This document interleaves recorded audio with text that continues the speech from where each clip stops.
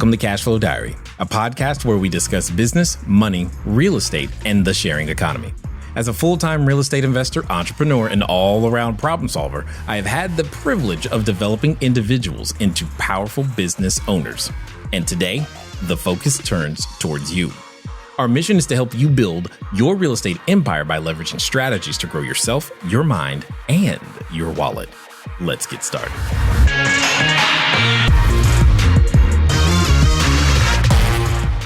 That's why you don't hear me using the financial terms and words. That's why I try to describe for them what's going to happen. So when you say do something with it, does that mean you want your $50,000 to become $75,000? Or do you want your $50,000 to pay you $100 a month for a loan? Which would you prefer? See, I'm not saying any of the financial terms. I'm telling them what happens. Which outcome would you prefer? And honestly, I don't really care which outcome they prefer because I can construct it either way or any way they want. And then I listen. And sometimes the answer is, well, I don't really need more cash, but I do need more tax benefits. Oh, okay, got it. Then that takes us in a different direction. But you've got to give them an example of what happens because, yes, most people don't have the financial understanding that you guys are gaining and that you guys know. They don't know the words, but don't assume that they know. Even if they do know the words, don't assume. Okay? It's really important because that way you can diagnose. Does that make sense? Yeah. Okay. And so I'm gonna just have another conversation with them. And always expect what you expect. You have to find out, what does that mean? Yeah. What does that mean? Because you don't know. Anytime you find yourself thinking, oh, I know. No, you don't. You know what you mean when you say it. Remember, communication is sent, received, and properly interpreted. Right. So then from there, if we're like, okay, that sounds great. 10 years, interest payments. Great. Let's do like. So then I was like, okay, so now why are there $1.2 million? Where?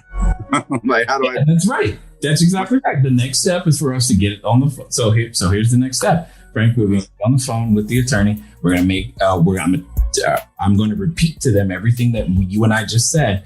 And then what's going to happen is that they're going to send over the documentation for you to review. It's going to include the wire instructions. And from there, we'll be ready to go. According to everything that we've discussed, is that where you are? Yeah, that's great. And then the attorney will know the instrument to protect their money. Yes, the attorney will know how to draft all of these things up. Yes, if that's what you're asking. I literally to them on the phone with the attorney everything that we said. Like, hey, this is what we're doing. They're going to contribute $1.2 million.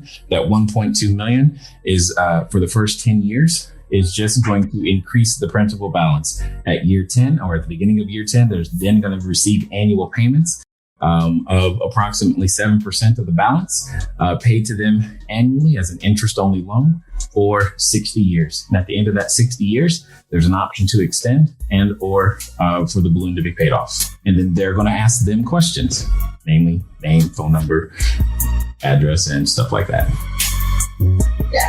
And we put them on, have everybody on the phone at the same time and having this conversation. That's how I prefer to do it.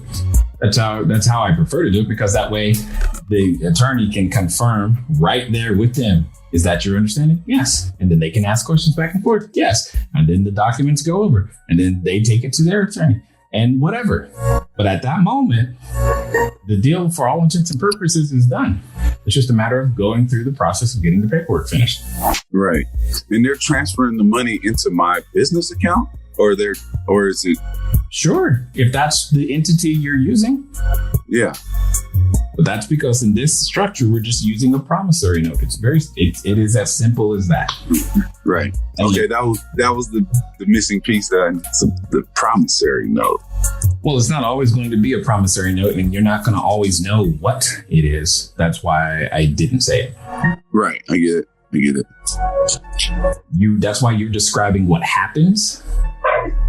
And then you let the attorney decide what the name of that tool is. You describe what happens. You stay at the what happened level, because once you start trying to make it more, once you start, the moment you start with a promissory note with yeah, never mind. I make it complicated. Nah, you're gonna. I feel you. That's what happens. Don't do that. I feel you, Jay. No, that's really profound, man. To bring across to us less experienced investors is to just stay on describing what's happening, not like this, we're going to use this tool and this is promissory note and treat deed of trust over here and this. No, that doesn't help you. That doesn't help you help them. Okay. Your job is to help them. Using those words, that just makes you look smart and makes them feel like they don't know something. Right. Okay. Don't do that.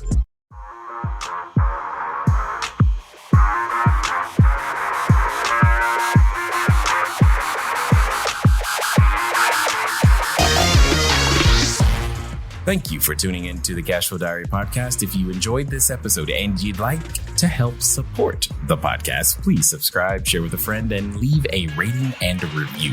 If you'd like to keep the conversation going, head over to CashFlowDiary.com to sign up for our email list, as well as check out all of the links and resources in the show notes. Thank you again. Until next time.